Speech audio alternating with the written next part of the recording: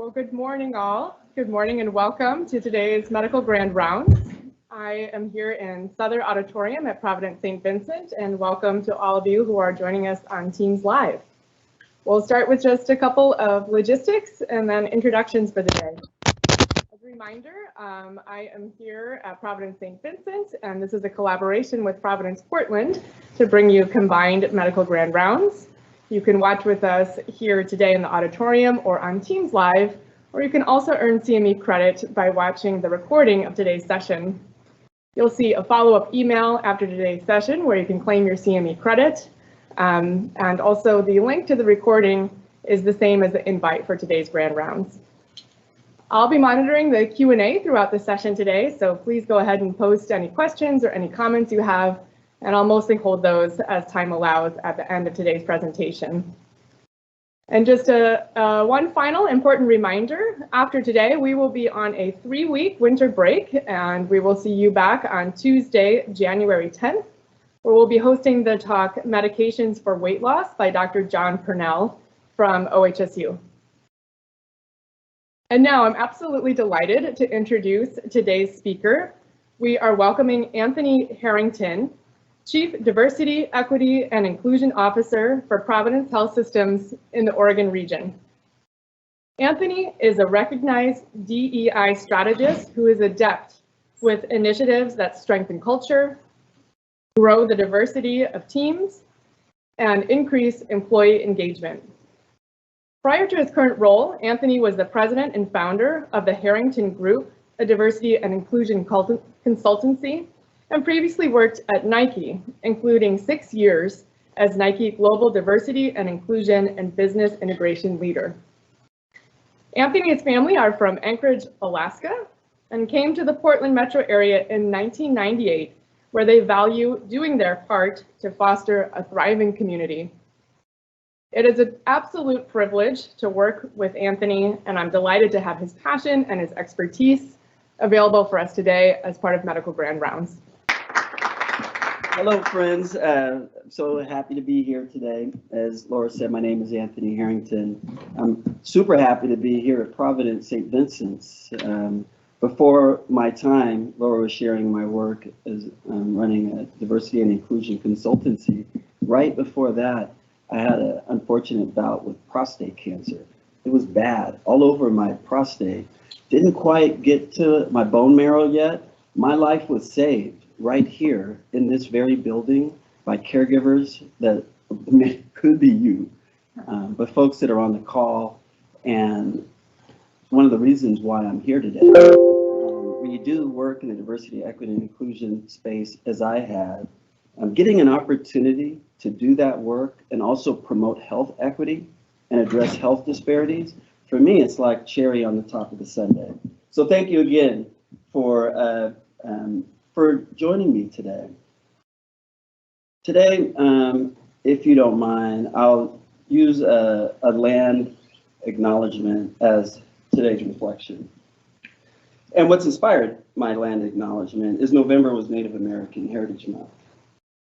Every community owns its existence and vitality, the generations from around the world who contributed their hopes, dreams, and energy to making the history that led to this moment. Some were brought here against their will. Some were drawn to leave their distant homes in the hope of a better life. And some have lived on this land for more generations than can be counted.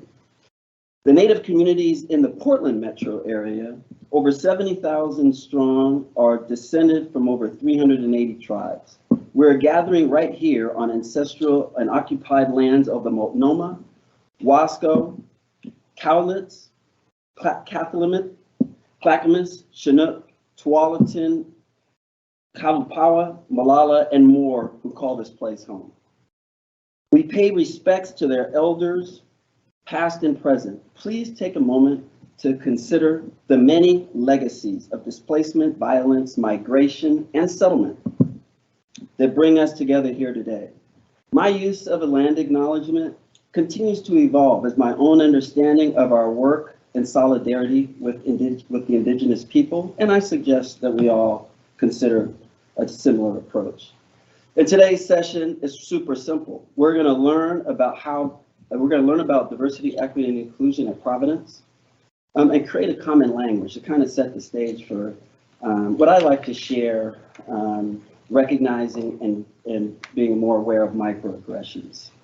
We'll gain awareness of those and how they impact us individually, the patients and communities we serve, and the organization.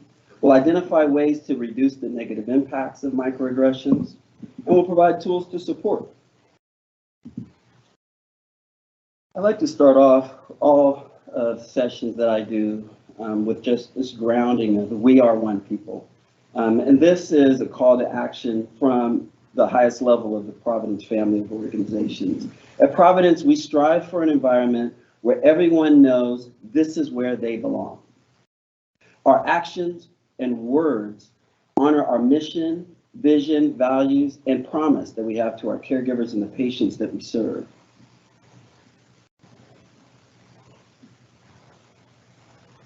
Our work on diversity, equity, and inclusion and health equity is lived out in that mission, values, and it honors the legacy of the Sisters of Providence that they left for us to continue. This year in 2022, across the Oregon region, our leaders, including our board, our sponsors and ecclesial partners, all core leaders have been on a diversity, equity, and inclusion journey. I'm happy to say that 85% of the organization has gotten through some basic DEI 101 and implicit bias training. Today, there are members in our communities, and this is a proclamation from our sponsors and our mission leaders. Today, there are members of our communities in which we serve who are more adversely impacted by divisions, those who are marginalized because they're vulnerable, which could be any of us at any time, suffering from racism, struggling with health inequities or mental illness, or are experiencing discrimination based on their sex, race, ethnicity, or gender identity. We understand all of that can actually contribute to poor health. Our promise to answer the call of every person we encounter to know me, care for me, ease my way with solutions that expand beyond embracing the dignity of just one person, and that is important. But also to building a community characterized by dignity and respect, it's very important. It's important for us to continue to honor that legacy and the spirit, and that's the spirit of our session today. So if all that's true, one of the things that we want to do is create capacity for diversity, equity, and inclusion, where our caregivers, our core leaders, all of us understand our role. When it's not one person, the chief diversity officer, that actually owns this work. If you think about it like that, we all understand the role that each of us play, building capacity for this work. So with that, one of the things that's important is to just create common language, to understand the concepts of diversity, equity, and inclusion, how they're different, but also how they work together. And many of you know these concepts. Diversity, how I define them, is any dimension that can differentiate groups of people from one another. And it's also an understanding that each individual is unique and recognizing our individual differences matter. The seen and unseen characteristics and experiences that make us all unique. If that's true, then we're all diverse, right? How do high-performing teams leverage the benefits of that? High-performing teams achieve their objectives by drawing on the skills, perspectives, and talents of a broader and more diverse range of teammates. I like to talk about it not in terms of the definitions, but also how high-performing teams leverage it. Because if that's true, then it becomes also a leverage for innovation and growth and togetherness. Equity is providing to people what they need to succeed based on their individual circumstances. High-performing teams, they have awareness of how inequities could impact the organization and their work.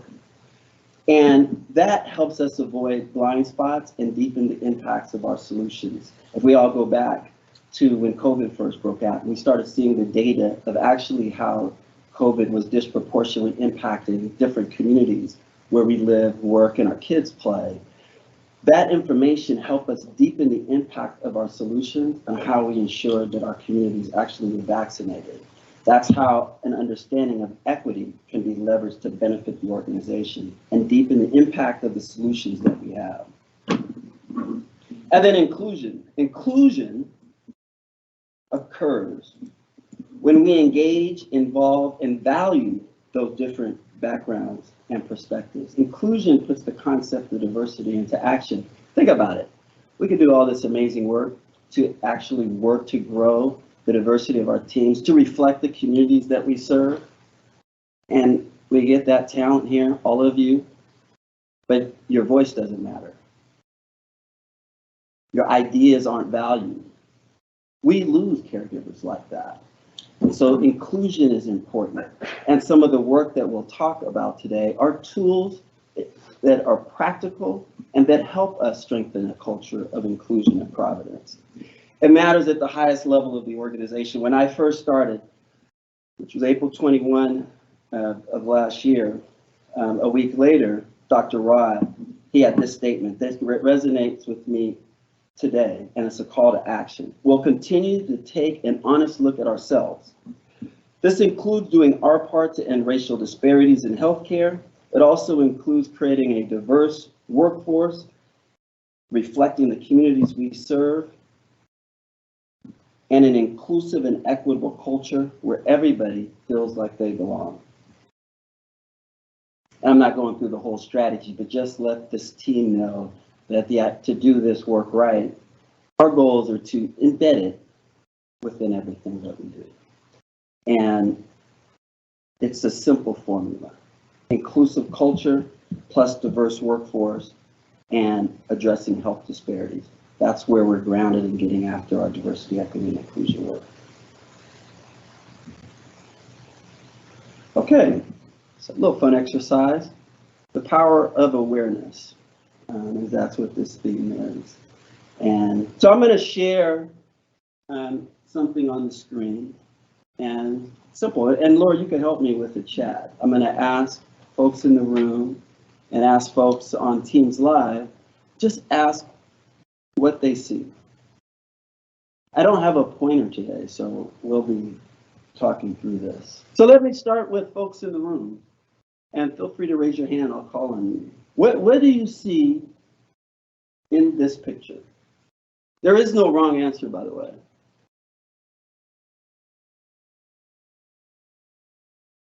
Say it again? A map. A map? A map of what? Kind of like the black on the left and across the top is the water? Or vice versa. Okay. I like that. And I can see that. Who else? I actually see a bird reaching out to touch some other tree. The bird is kind of on the upper left? Yeah, it's almost like the 15 south there. Oh, no, I can see that. The black is the bird? Yeah. Okay, I can see the outline of that. Reaching out to touch some other being. Anything else? Positive and negative space. Positive and negative space. You can see that in there? Yeah. Okay. What any examples from the chat? Yeah, I think we have a little bit of a delay in coming through on the chat, but I'd invite people to post in the Q&A what they see in this image. We welcome your thoughts online. When I first saw this, by the way, a colleague of mine at a company I used to work for shared this with me. And one of the things that I saw, in my brain at least, was a map of the continental U.S., which clearly this isn't that. The black on the left is like the Pacific Ocean. Across the right is up the top is kind of Canada. And then everything else is the United States. Till I actually, he went to the next slide and he showed me that actually is a cow. You see the cow? Yeah. Okay. Do you see the cow now? No. Can you see the cow? Who can see the cow now? Raise your hand in the room. Okay, I'm gonna go back to the cow. One more time. You can see the dots of the cow here. Can you see this, the nose of the cow? Now? Okay, and the eyes. It's super interesting. It is definitely a cow.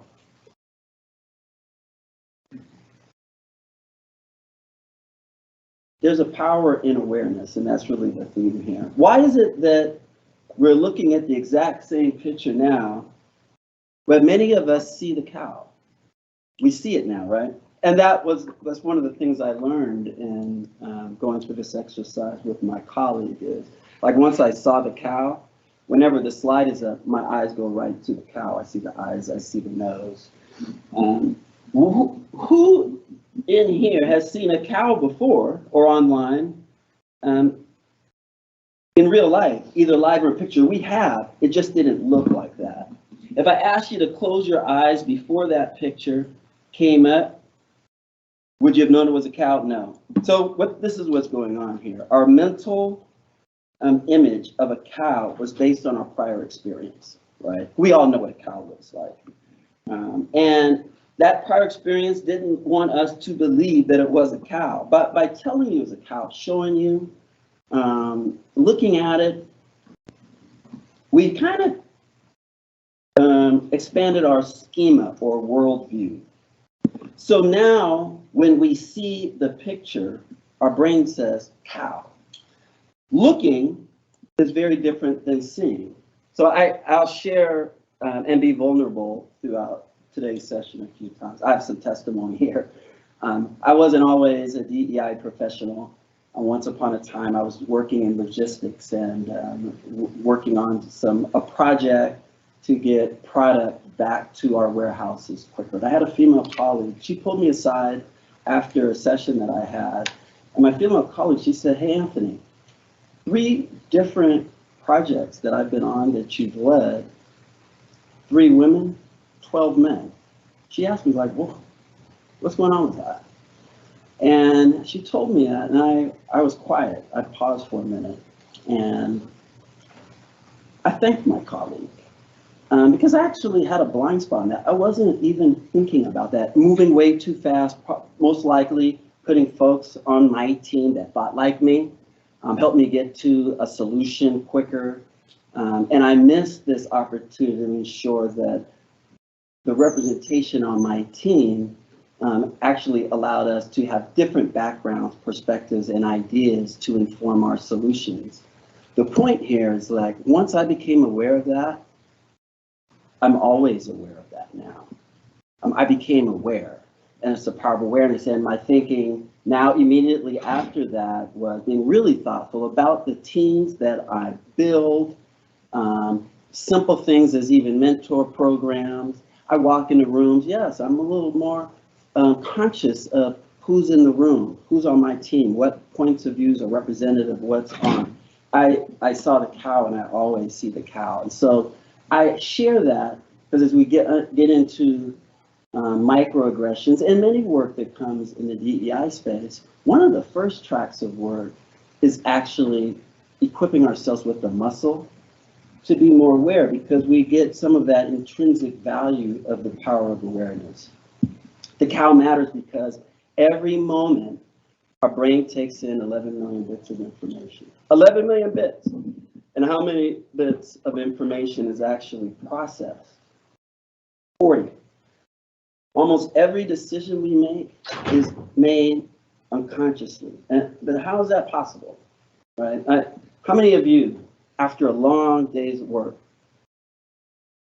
walked out of your ministry, walked to your parking lot where your car is parked, left the lot, got on the on-ramp to go home, got off the on-ramp, went through your neighborhood, pulled into your driveway, and you thought to yourself, how the hell did I just get here? It's kind of our unconscious mind working. And it's an example of how sometimes the unconscious mind can serve us well. Okay, DEI plus health equity. We want to ensure that all of our caregivers, patients, providers, nurse, teachers, residents, everybody we interact with feels welcome, comfortable, and included in our environment at all times. If one of those things is actually just being more self-aware of the words that we use and the language we use, who wouldn't sign up for that? We value different perspectives. We strive to foster a culture that welcomes conversations. We strive, we have work to do.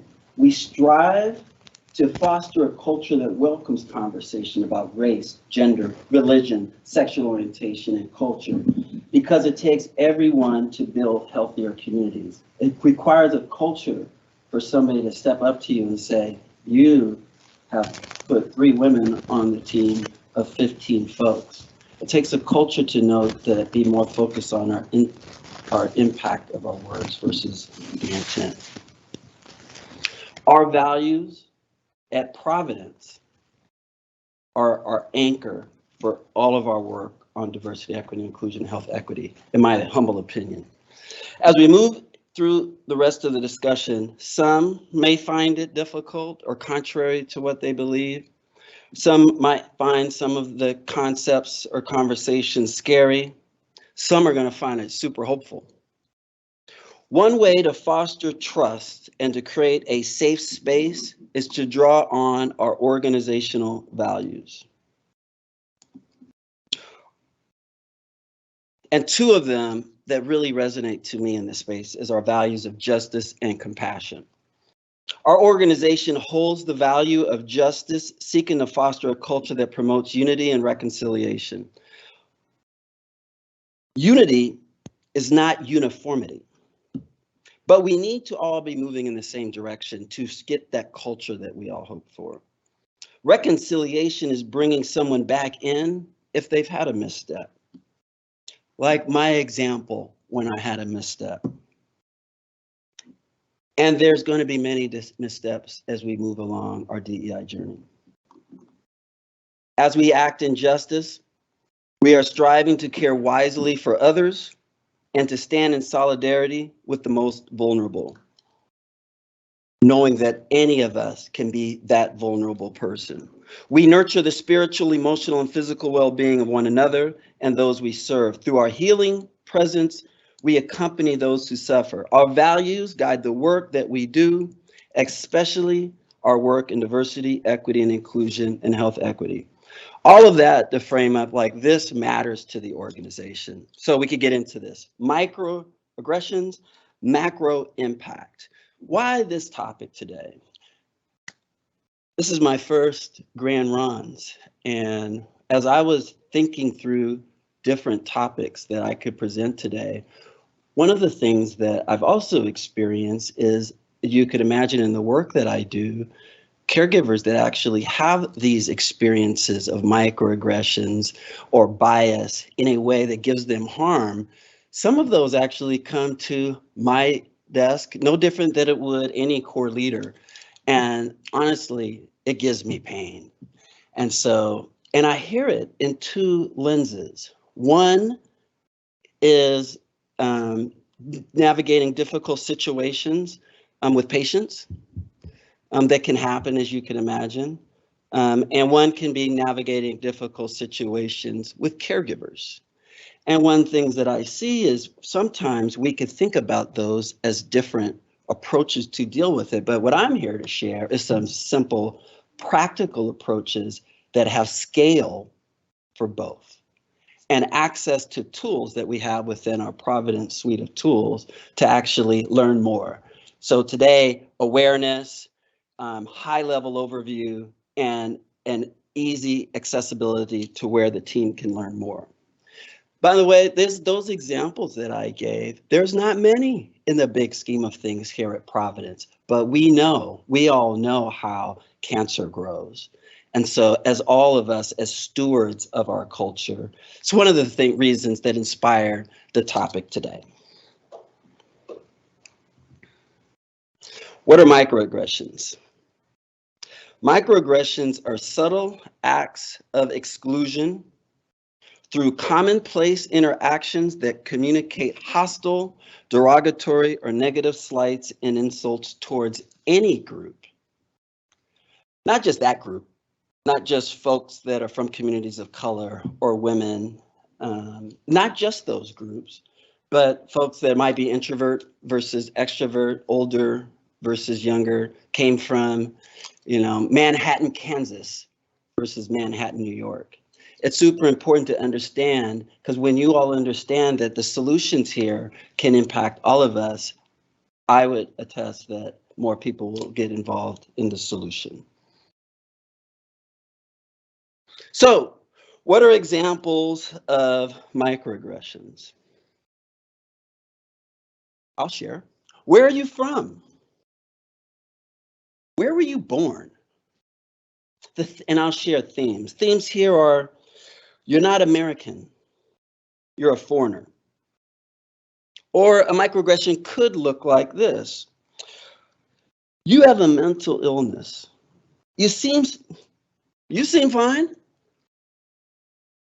You can't be hurting. The theme is you can't be hurting that much. Can you get back to work? Another example of a microaggression is, when I look at you, I don't see color. I'm colorblind. Once upon a time, that was a narrative that we used, but we know now that it's really important for each of us to recognize each other, because if you don't, the theme is that a person's of color's racial or ethnic experience doesn't matter, and we want you to be more conforming to dominant culture. Those are themes that can happen. You're going to stay home with the kids, right? What she's trying to say is, and the theme, this is the impact of that could be, as regardless of how well-intentioned it could be, is that you shouldn't be working. You're not being listened to and valued. Those are examples of microaggressions in every life. And you think about one of those, like, what is the problem with navigating one of those, right? One microaggression, you can't handle that. That is one way to look at it until you learn a little bit more about this. And how I think about microaggressions, a simple analogy is like a mosquito bite. Laura and I was talking earlier, by the way, I'm from Alaska. So we talk mosquitoes. There's different levels of mosquitoes, okay? These mosquitoes are very large. In fact, you catch them right in the sunlight, you could see their stinger glisten in the sun. I'm not lying. But let's use that analogy. Like one mosquito bite. Can we navigate that? Absolutely. The way that microaggressions can occur, however, is you could get multiple instances of microaggressions, not just the one that you've seen or you experienced, but that person could have experienced in the day before, the week before, could have been a whole day of it.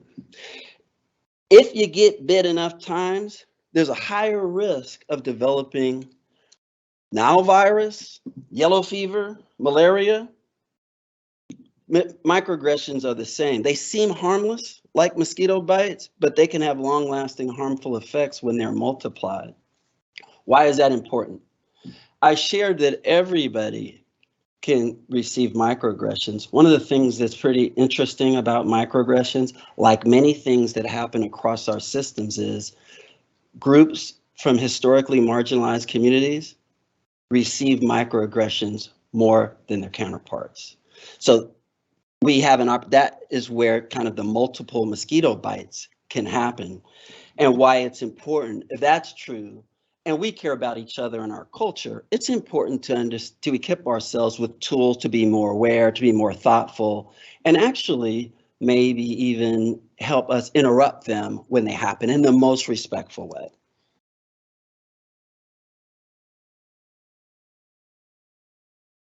And then what is the impact on the receiver of a microaggression? And any person that's impacted by any microaggression. You are invisible. You're inadequate. You're not an individual. You're not normal. You're a curiosity. You are a threat. You're a burden. You do not belong. And I talked briefly about this concept of belonging earlier today. Belonging is necessary for bringing in the best of everyone. We talk about an inclusive culture. Having a sense of belonging is a component of it. When caregivers don't experience a sense of belonging, they're more likely to feel insecure about their place in the organization and feel less freedom to be their authentic selves. I'm talking about all caregivers, all of us.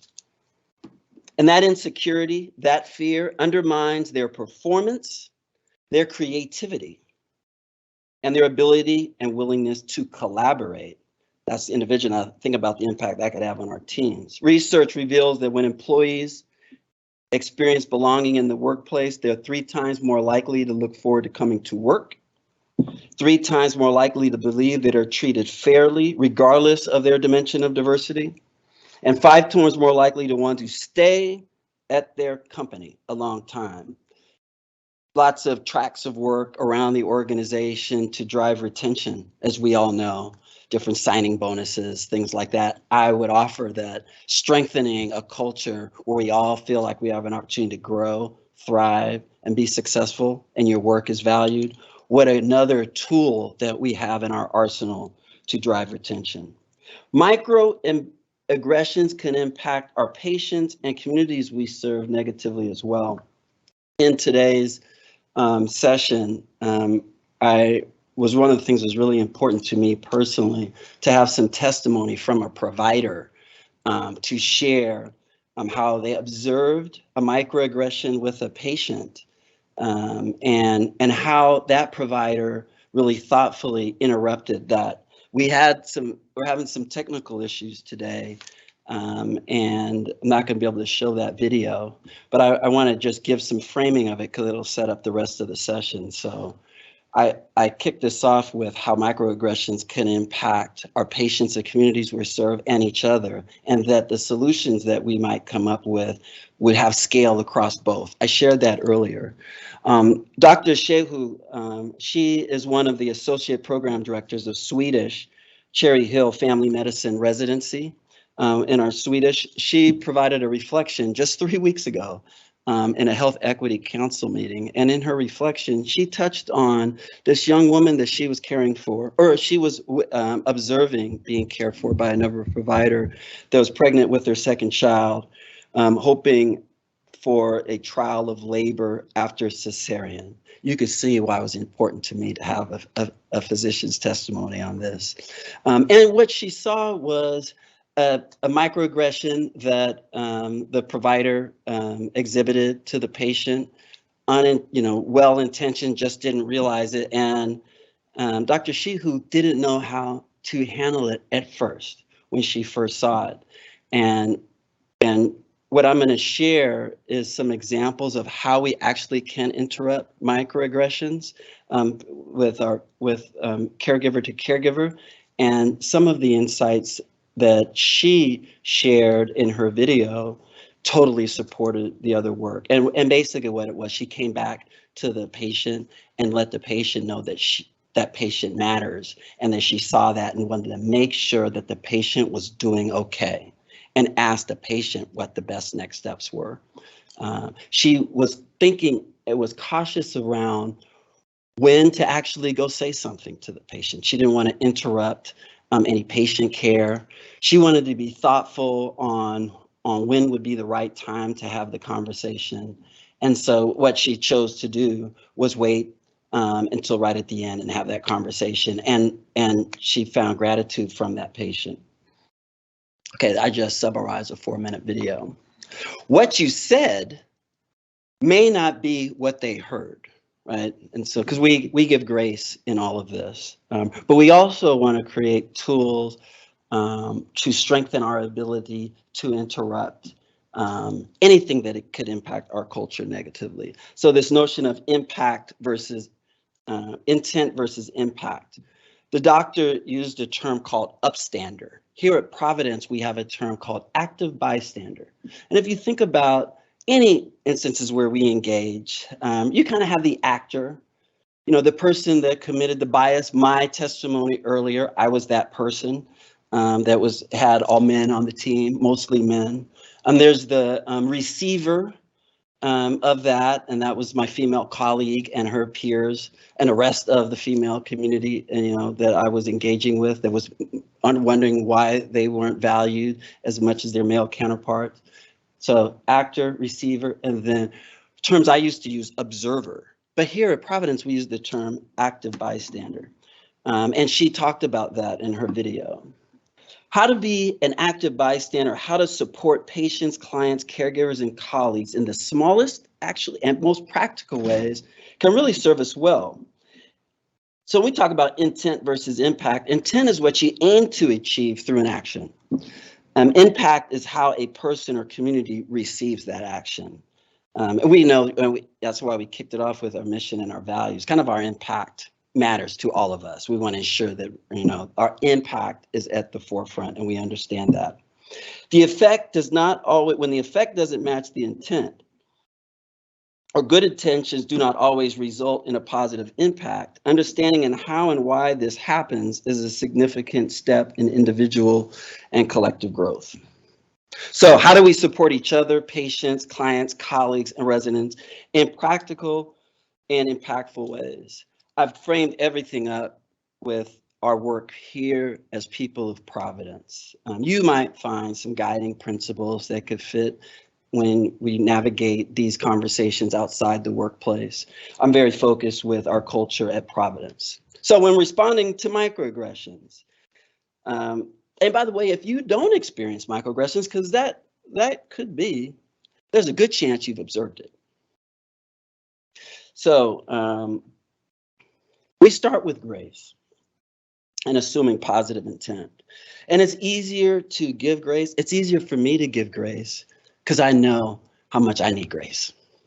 And so when responding to aggressions, microaggressions, as the receiver or the observer or active bystander, give grace. Providence has made a choice to be an active bystander organization, which means that each of us make the choice to speak up when we see something that isn't right. This pertains not only to our clinical operations or protocols and safety, because that concept exists for that, but it also is the emotional and psychological safety of our caregivers, our patients, and each of us. As core leaders, we are responsible to be active bystanders when observing situations that aren't safe, protocols aren't met, and this includes acknowledging bias and microaggressions in the workplace in the most appropriate way. So what are the tools for that? What are the ways for us to respond? So what are reproaches we can use in responding? Well, and now I'm reading. Restate or paraphrase. Hey, sir or ma'am, I think I heard you saying blank. Can you please restate that? One of the benefits of that is sometimes we, and I'm a perfect example, said it, I didn't realize the impact. And when I say it again, I'm like, that probably didn't land the way I wanted it to, and I apologize. Very similar benefit you get from asking for clarification or more information. Could you say more about that? Or can you tell me more of what you mean by that? Another opportunity for clarification. Or share your own experiences. I noticed that you did this. I used to do that as well until I learned more about our organization's commitment to this work and how it could actually impact our culture. And now I do this. There are even other practical ways, and I wanted to also take another moment to share a vulnerable moment. And I do this for two reasons, just so that people know that we all make mistakes. Literally, just 2 days ago, I was in a meeting and I referred to a colleague of mine with a wrong pronoun. And they had already shared with me the pronouns that they use. And I actually didn't know it. I was in a meeting, a Teams meeting. And a colleague of mine, an active bystander, actually sent me a note on Teams, and the note said, "Hey, great meeting today. You used the wrong pronoun to refer to a colleague. They actually use these pronouns." And my first response was, "Thank you." And I shot a note to the colleague. That person didn't reach out to me, but I reached out to that colleague and I let them know what I did. And I apologized for that. And I was sent a smiley face and all is good. I only share that to let folks know that you don't have to be scripted in your responses. We want to speak to this and address these in our own authentic way and think of these as tools that we have in our arsenal how to talk about it. Talking about practical ways to respond. I shared my testimony. So some scenarios and what are tools that exist that we have today that we can have access to continue to sharpen ourselves on this. So here's a scenario. Taylor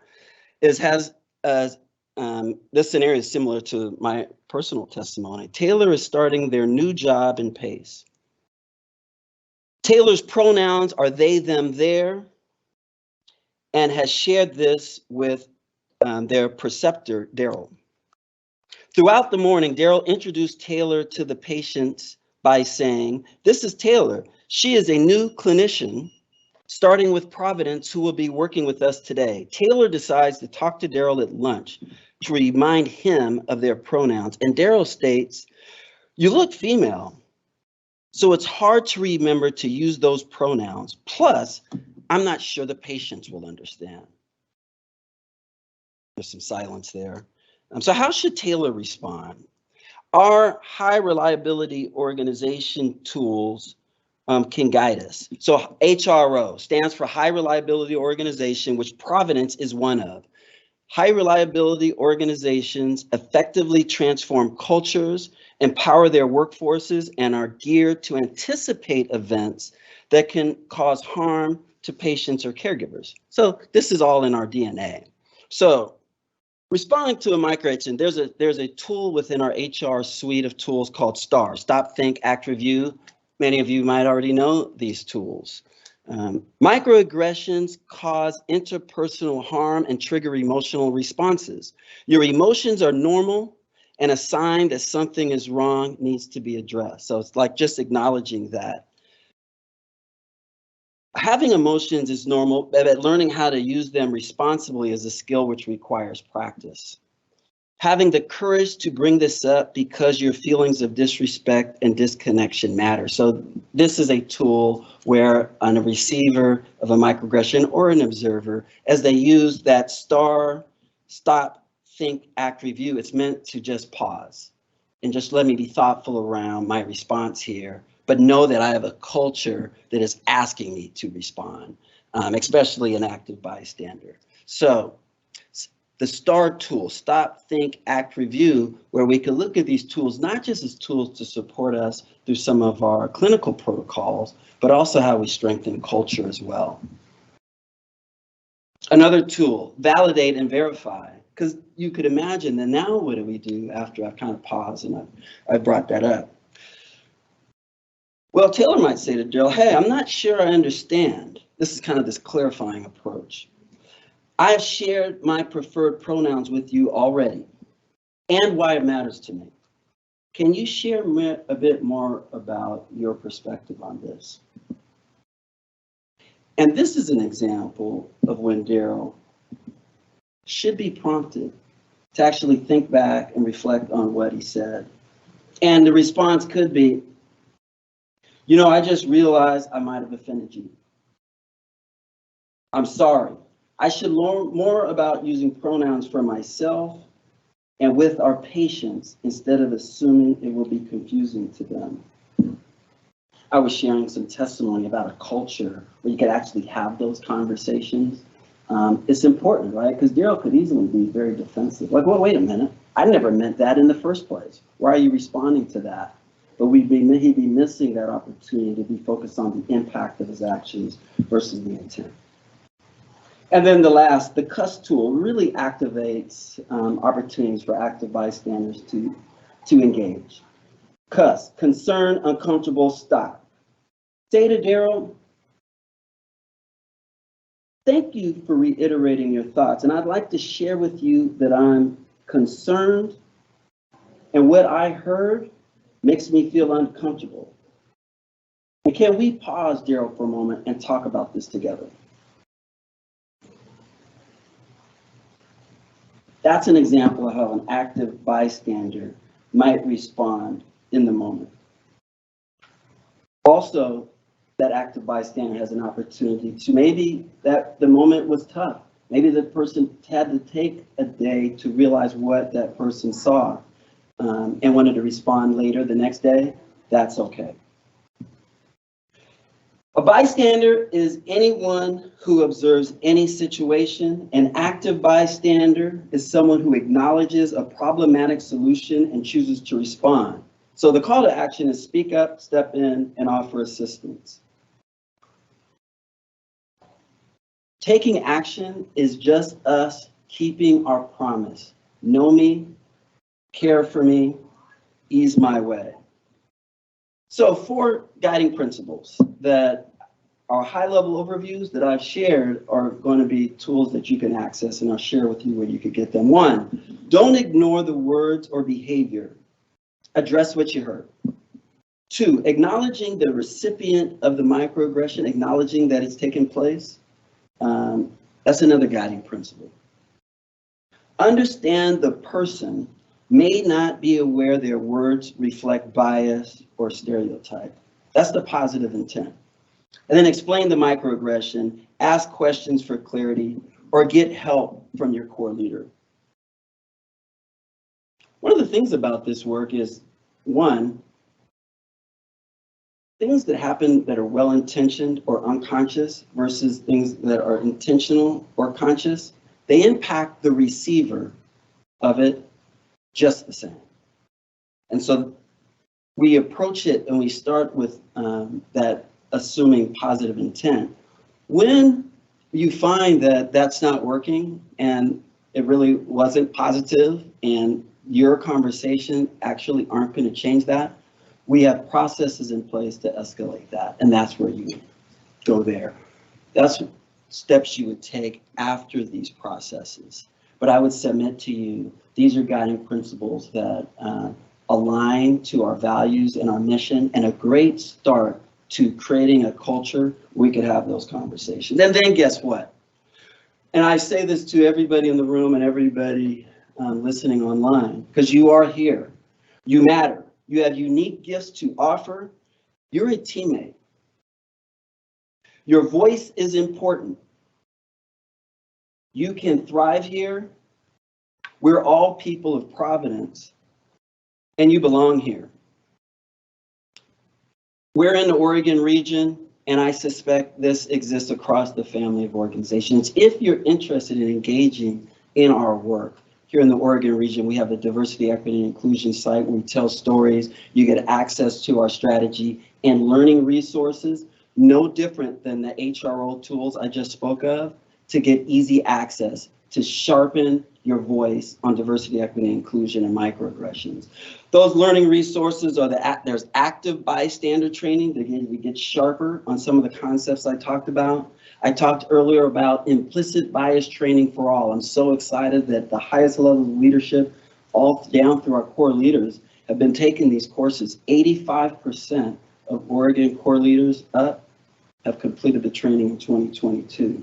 And there's a new patient rights and responsibility policy that's published in the Oregon region, new brochures. I hope folks know about that. If not, look that up on In Our Circle.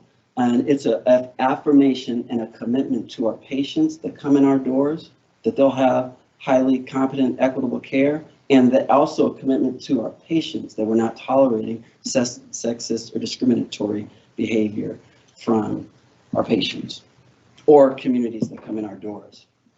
So we're gonna bring this home. I shared with you my experience and my transformational moment when that female colleague shared with me how I was choosing folks on my team, and I saw the cow. I mean, I see that, and I've continued to learn And I've learned not to be perfect and be curious. And when I make a mistake, just share it with whoever I've made that mistake with. So what does the organization need from all of us? Develop your authentic voice. Guiding principles, tools. We all come at this in different places. Be willing to lead. An active bystander, if that is us, and I believe it is because we show it every day in all types of ways. Think about those tools that we have from an HRO perspective and how they might scale to some of our culture goals and how we foster and strengthen a culture of inclusion. And increase your self-awareness. If you're interested in learning more, there's lots of information out there, and you could start in our own Providence suite of tools. Thank you so much for your time and your attention today in my first medical grand round. And I'm closing. Thank you so much.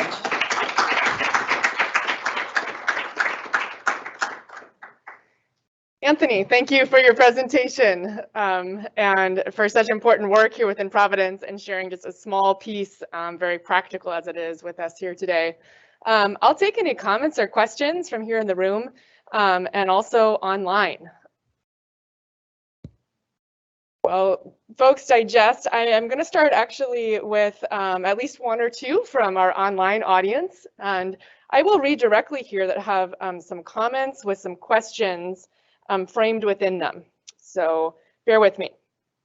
Clearly, there are statements, just to orient us, I think we're going back to a slide about microaggressions with the thought bubbles and then what was actually said.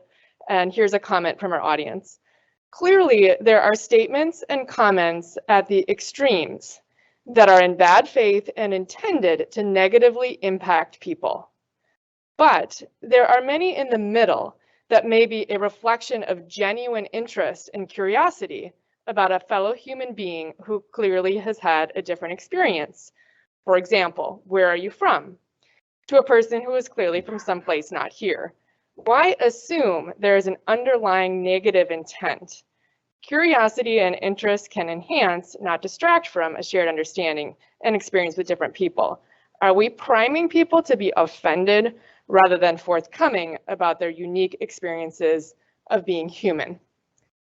Any thoughts or response to our question from the audience here? Yeah, I think it's a good question, if I understand it correctly, and it's really grounded in deepening connections with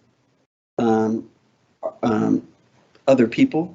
And I think if that's the spirit of it, stay grounded in that. I think one of the things around the impact that people receive from a microaggression that comes in all forms, and all of them aren't well-intentioned, is to create awareness of them, not to create any shock and awe. It's to let you know that, hey, the words that you use and how you ask it could actually cause harm to somebody, like that other person.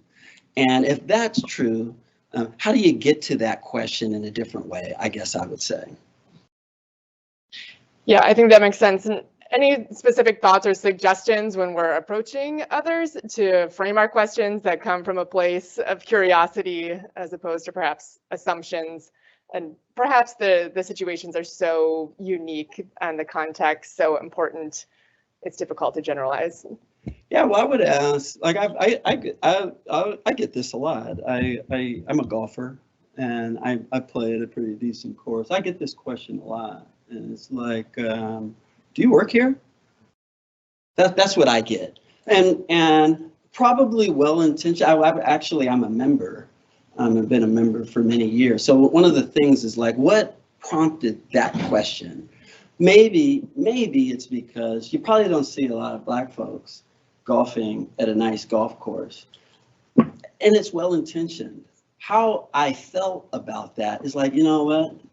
Yeah, I work here. I work in environmental services. I answer those questions very much like that. For me, like I would offer that person, like, why does that matter if I'm here?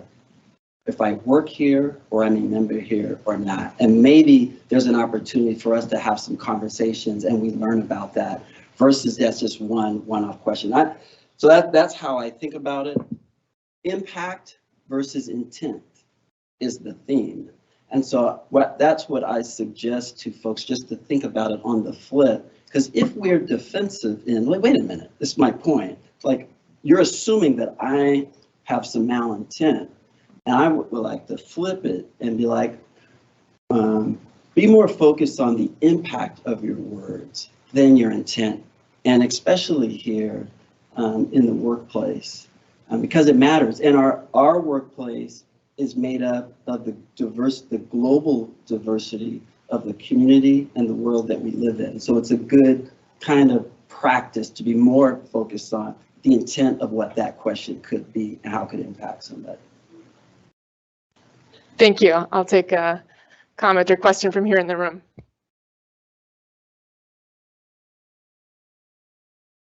Thank you, Mr. Harrington, for that presentation.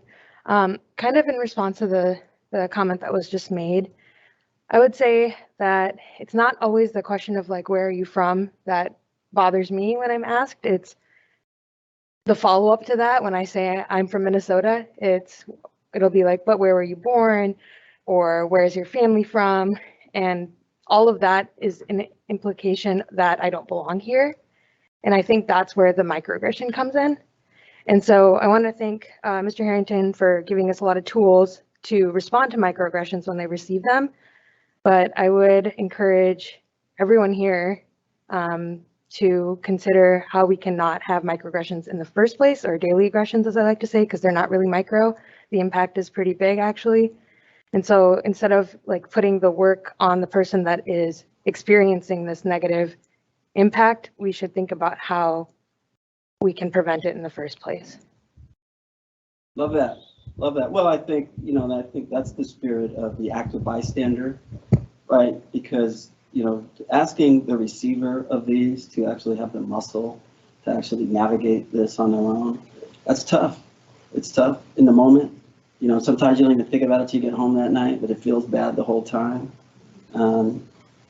But the observer, the active bystander, that teammate, that person of Providence, our culture being, what we're really trying to drive, one of the things we're trying to do is activate that, more active bystanders with the end game to mitigate microaggressions in the first place. So thank you so much for the clarification of that. You're going to be a future DEI leader.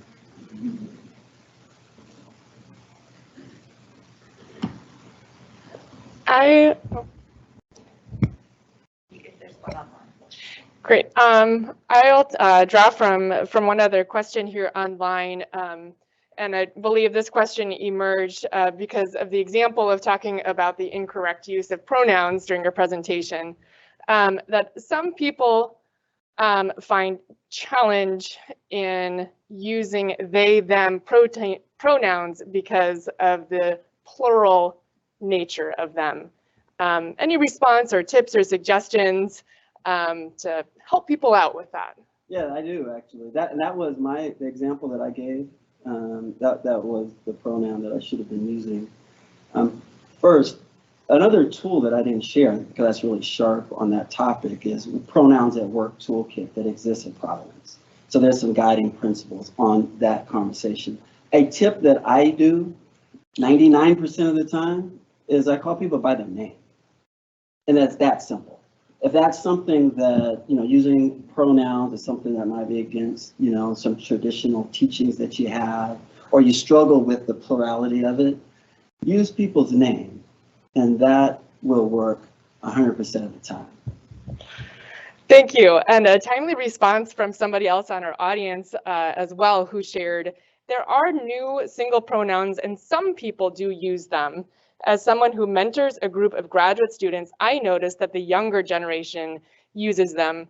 And I would also say, personally, as a mom and a teacher, I find that many young people seamlessly use any of these pronouns quite effectively and can be learned as the new norm. I want to call out that we are right at 9 o'clock Mr. Harrington, thank you very much for an outstanding presentation. Thank you. Thank you so much. Everybody have a great rest of your day.